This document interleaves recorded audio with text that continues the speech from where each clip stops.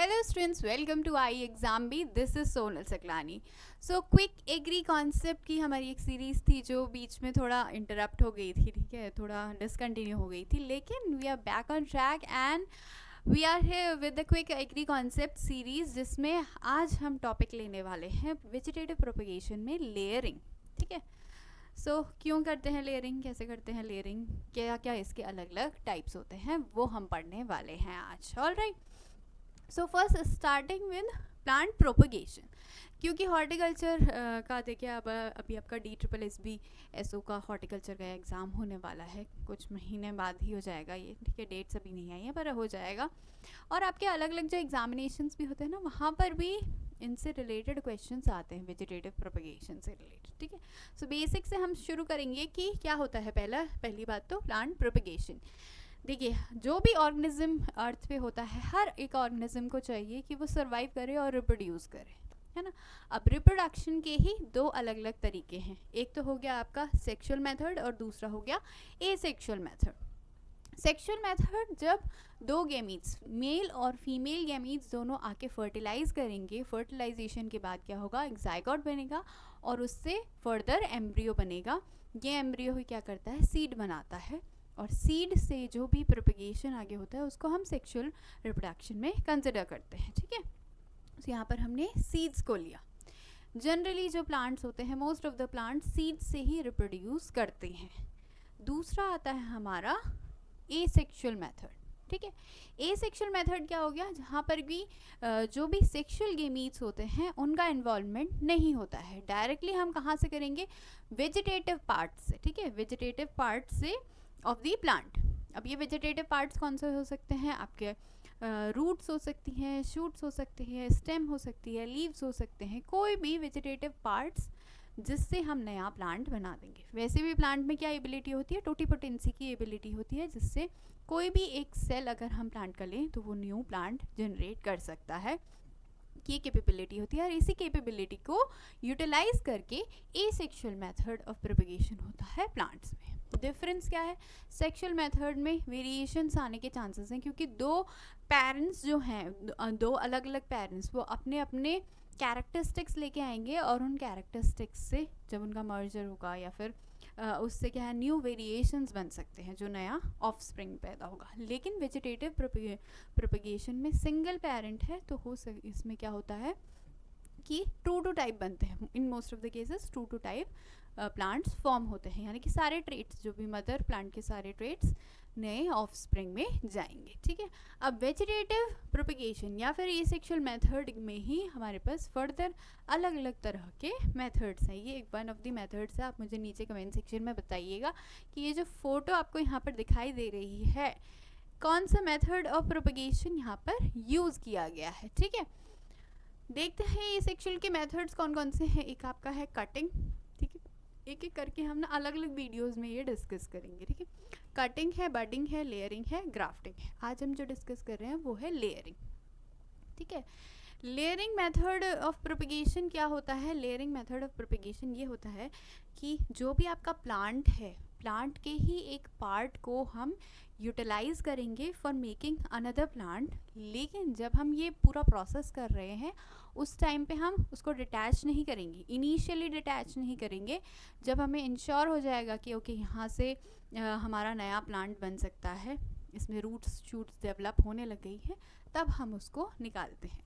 तो इससे क्या इंश्योर होता है, एक तो आपकी ये कि जो भी नया प्लांट बन रहा है वो 100% आपका सर्वाइव करेगा ही, क्योंकि उसमें हमने पहले से ही इंश्योर कर लिया कि while it is still attach to the mother plant, उसी टाइम क्या है उसमें से हमने प्रोपगेशन शुरू कर दिया था।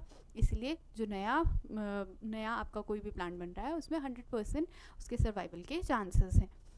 वेरेज जो आपका अलग मेथड्स होते हैं ना, ग्राफ्टिंग हो गया, बडिंग हो गया, इनमें होते हैं दो अलग अलग प्लांट्स को हम साथ में मिलाते हैं, तो उसमें कभी कभी होता है कि कंपैटिबिलिटी नहीं हो पाती, नॉट सेल्फ इनकम्पैटिबिलिटी, वो तो अलग इशू हो गया, कंपैटिबिलिटी का इशू हो जाता है। तो कंपैटिबिलिटी की वजह से बहुत बार होता है कि एसोसिएशन नहीं हो पाता। ठीक है, तो वहाँ पर फेलियर के चांसेस है, वेरेज लेयरिंग में इतने चांसेस नहीं है। ठीक है, तो हमारे पास जो अलग अलग तरह की लेयरिंग है वो कौन कौन सी है। फर्स्ट आ गई हमारी सिंपल लेयरिंग। सिंपल लेयरिंग जिससे नाम से ही पता चल रहा है कि सिंपल सा इसमें यूज हो रहा है क्या, प्लांट का एक ब्रांच। तो हम प्लांट का एक ब्रांच लेंगे, कौन सा ब्रांच लेंगे, एक नीचे वाला ब्रांच जो कि बहुत फ्लेक्सिबल है, ठीक है। फ्लेक्सिबल होने से फ़ायदा क्या होता है, ये ब्रांच लिया हमने, इसको ना मिट्टी में डुबो देते हैं।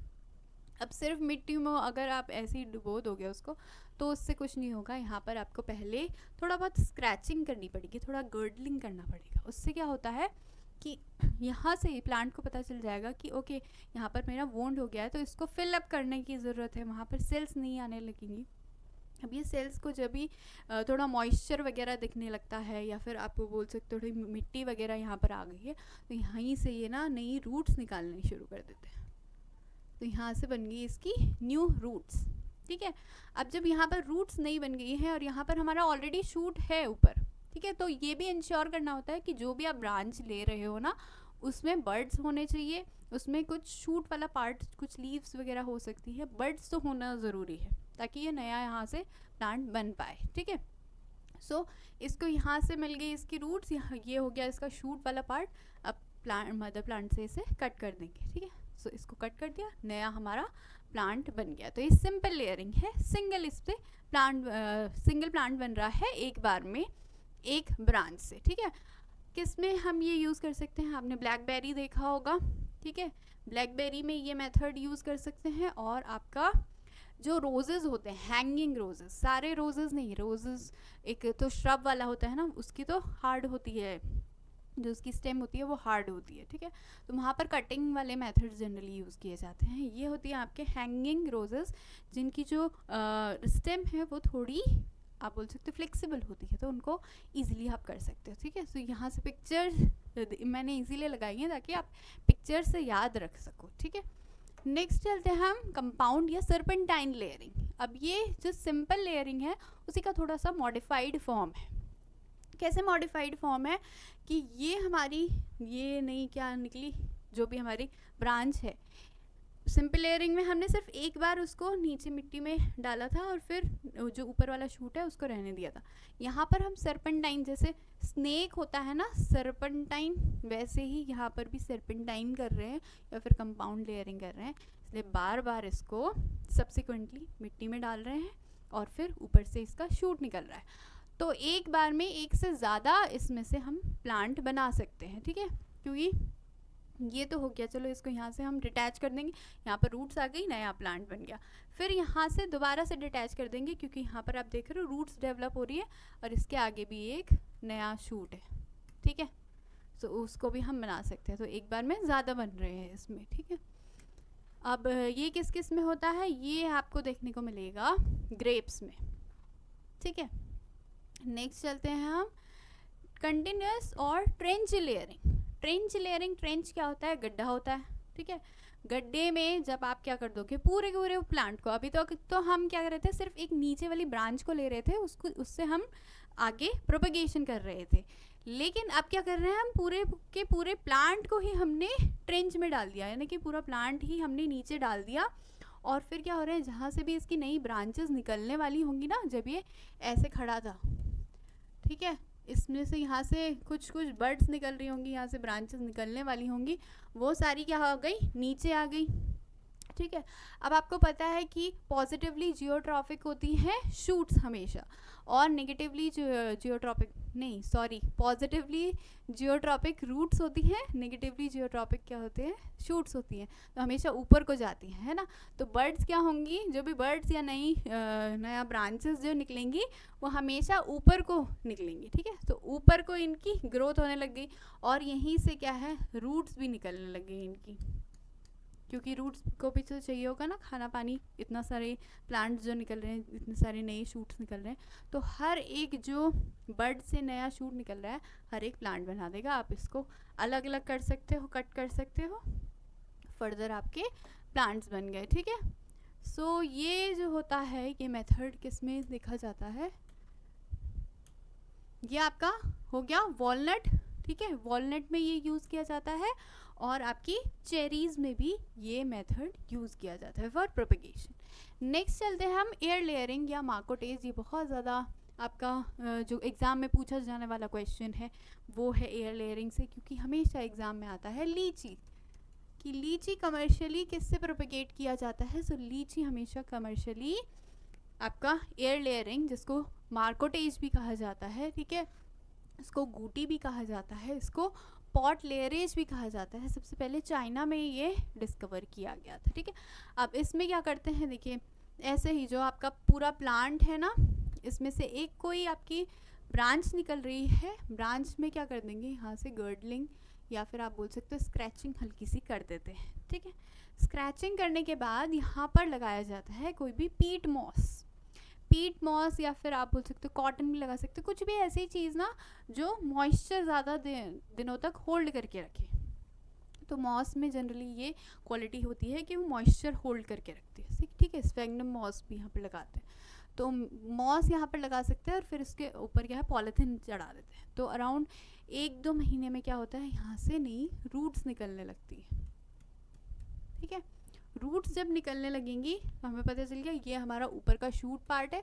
अच्छा, शूट पार्ट में लीव्स वगैरह थोड़ी बहुत ज़्यादा लीव्स नहीं रखेंगे, क्योंकि फिर क्या होगा, वो सारा जो खाना वगैरह है वो यहाँ चला जाएगा ना, मतलब वो सर्वाइव नहीं कर पाएगा, इतना फूड तो स्टोरेज नहीं है ना इसके पास। तो लीव्स हम कम रखते हैं, नई बर्ड्स जो होती हैं वो यहाँ पर होती हैं ज़्यादा, ठीक है। फिर यहाँ से इसकी रूट्स डेवलप हो गई, डिटैच कर दिया, डिटैच करने के बाद एक नया हमारा प्लांट बन गया, ठीक है। सो एग्जाम्पल्स जो है इसके, ठीक है, एग्जाम्पल क्या है, आपने लीची देखा होगा, लीची के अलावा गुआवा में भी ये किया जाता है बहुत ज़्यादा, ठीक है। गुआवा में भी आप देख सकते हो, लीची में ये देख सकते हो, सपोटा में देख सकते हो, और लोकार्ट में भी ये प्रोसेस की जाती है, ठीक।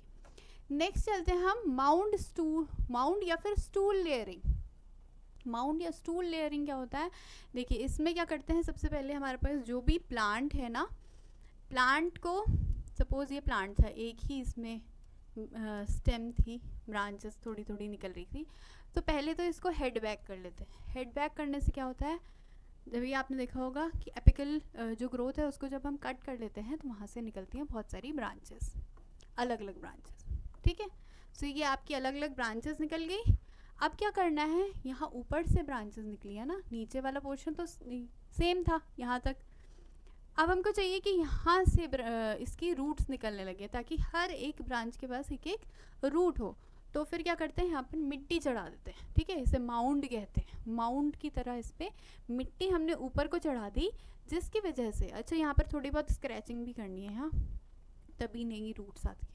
तो मतलब स्क्रैचिंग करोगे तो जल्दी रूट्स आ जाएंगी वहाँ से, ठीक है। स्क्रैचिंग करते हैं, फिर यहाँ पर हमने मिट्टी चढ़ा दी, तो इसमें से क्या होगा, हर एक ब्रांच में से नई नई रूट्स निकल आएंगी, और हर एक को तो फिर आप अलग अलग कर सकते हो और नया प्लांट बना सकते हो, ठीक है। सो ये माउंड या स्टूल लेयरिंग जो है ये आपके गुआवा में की जाती है, एप्पल में की जाती है, और आपके पियर में भी ये प्रोसेस की जाती है। नेक्स्ट पे चलते हैं, that is the tip layering, ठीक है।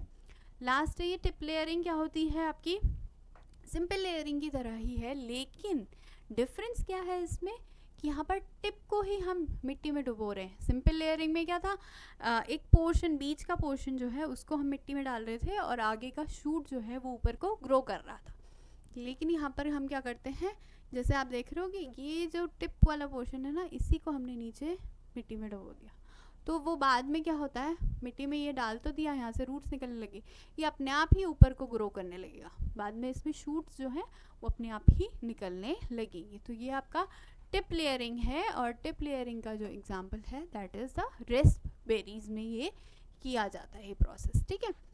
सो ये था आपका पूरा लेयरिंग का एक्सप्लेनेशन। अगर आपको ये वीडियो अच्छा लगा हो तो hit the like button, channel को सब्सक्राइब करना, और नीचे कमेंट सेक्शन में मुझे बताना कि आपको वीडियो कैसा लगा।